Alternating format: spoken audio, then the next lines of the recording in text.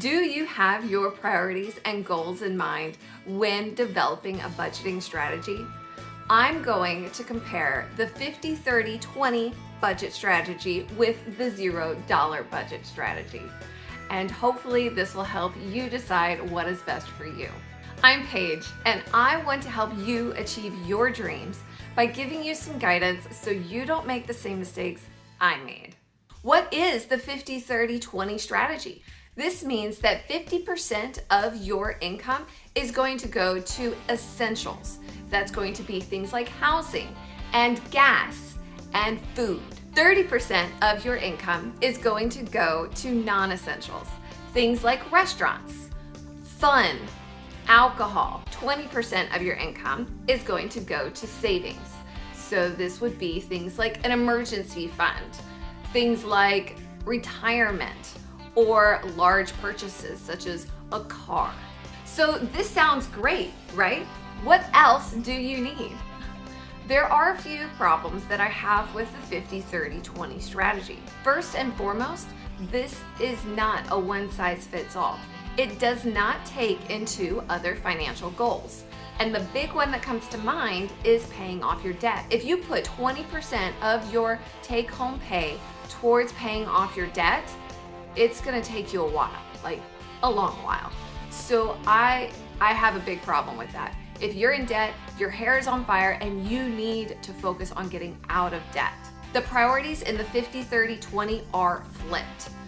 30% going to fun, while 20% is going towards your savings.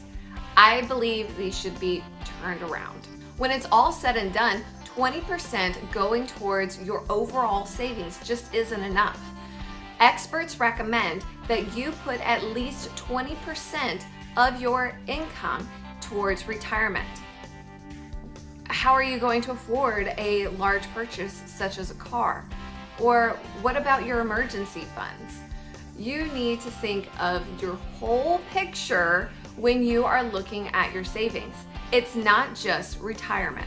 Now, granted, 20% is significantly more than the average American saves. The average American only saves 4 to 6% of their income. That's nothing. If you save like that, you will never be able to retire, much less be financially independent. So what is a zero-based budget?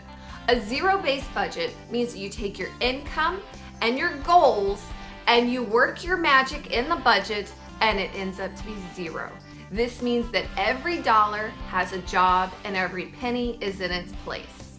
A zero-based budget is goal focused. So if your goal is to get out of debt, you're going to put the majority of your funds towards that goal. If your goal is to be financially independent, you're going to focus those funds towards that financially independent goal. The zero-based budget is flexible. You are able to make those adjustments and make it unique to you. With goals in mind, you make the dollar work for you. While the 50-30-20 strategy is a decent strategy, it's great if you're out of debt and if you want to work for the next 40 years before you can retire. My hubs Daniel and I have been utilizing the zero-based budget for the past 6 months. We are honed in and focused. We started in November with $250,000 in debt, and today we have $1,804 left. So we are honed in and focused because we're using this $0 budget. So instead of having 30% of willy-nilly money that we can just spend on restaurants, entertainment, fun, alcohol, Lord knows I could probably go on, we have a zero-based budget that keeps us focused on the goal at hand. Right now it's getting out of debt. And next month, we are going to begin our focus towards financial independence. I'm gonna have to cover financial independence in a completely different video because that is a topic all on its own. Check out the FIRE movement if you are not familiar with it already. And I will touch base with you guys later on that. In the comments below, let me know what budget you're using or if this helps if you're going to try the ZeroBased or the 50-30-20 strategy. Regardless what you choose, you need to have a strategy. That is incredibly important, and I cannot emphasize that enough. Go ahead and boop that like button to let me know you got value from this video. Until next time. Now, we've tried to budget before, and it was just a mess because we had all this extra money and we just spent it. Well, we really didn't have any extra money because we were broke and in debt, and we thought we had money.